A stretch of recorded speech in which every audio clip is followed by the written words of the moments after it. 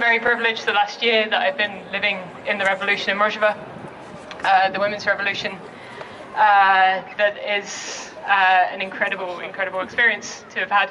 I'm working in genealogy, which is the women's science of the Kurdish freedom movement.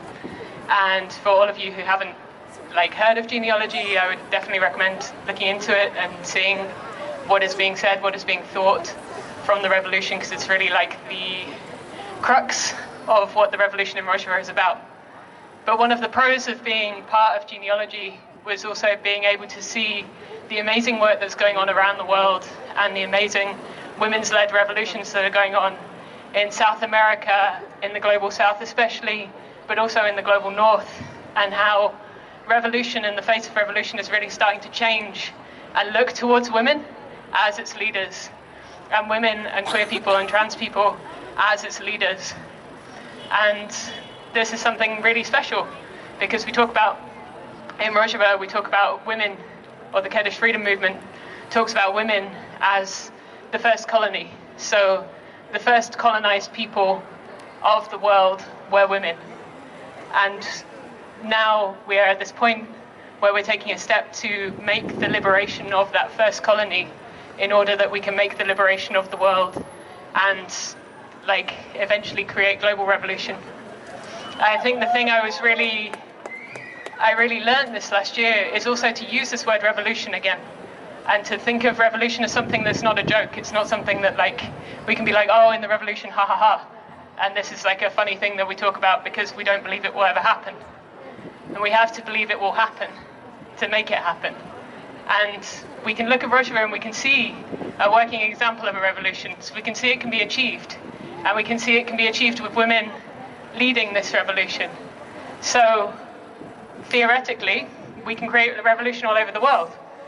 And we all need to be looking at that as a goal, not at some short-term aims. We need to look at how we can pull our society, lift everybody as we all go up towards a better world, a world that is equal, and a world that is just, and a world that we want to see, and a world that gives equality to everybody. Anyway, I've probably talked a bit long. So I guess I'll finish with the Kurdish freedom movement slogan, which is women, life and freedom, Jin, Jan, Azadi.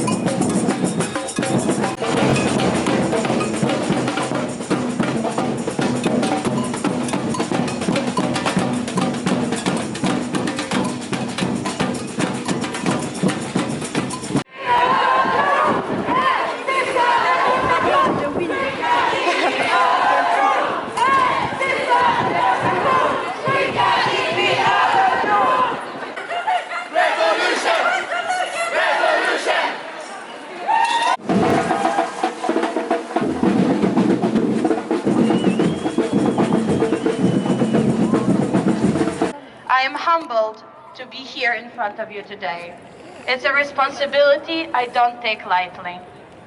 I am a queer Jewish leftist, born and raised in Poland. The political situation at home is one of the reasons that I moved here to Malmö 2 years ago.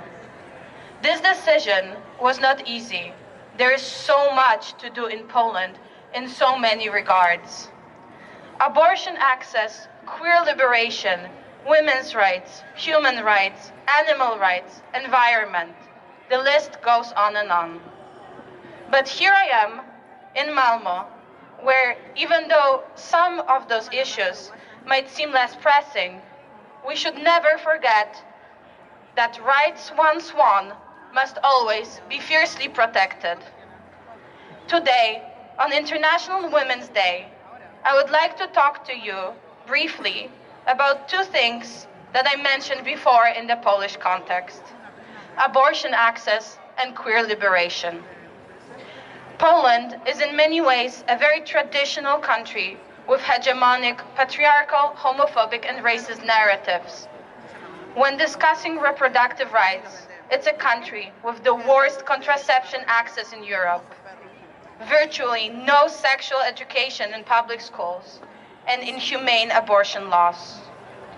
With the current political situation, this may get even worse. Last year, my friend had to travel here to Sweden to be able to have a safe abortion, something that she should have been able to do in a professional and respectful environment back in Poland.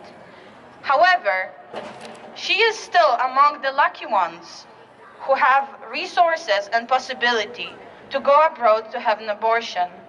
Every year, thousands of Polish women and non-binary people who don't have this opportunity suffer humiliation and extreme stress to go through illegal abortions. Some of them don't make it out alive.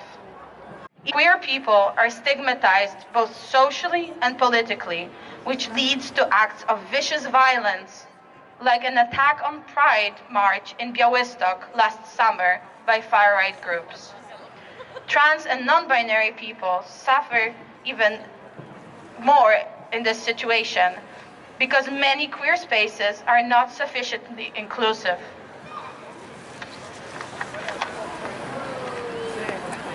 Many trans and non-binary folks are unable to find a welcoming community. Homophobia and transphobia affect queer people in Poland everywhere, but the situation in smaller towns and villages is especially bleak. But there is a light in the end of that tunnel. As I speak to you, thousands of activist groups and individuals fiercely oppose these injustices happening in Poland. Every day, they put incredible and often unseen effort to protect their communities against patriarchy, sexism, homophobia, transphobia, racism, and fascism. Feminist, queer, and anti-fascist activists put their health and often their lives on the line to fight for a better and more just future for all of us.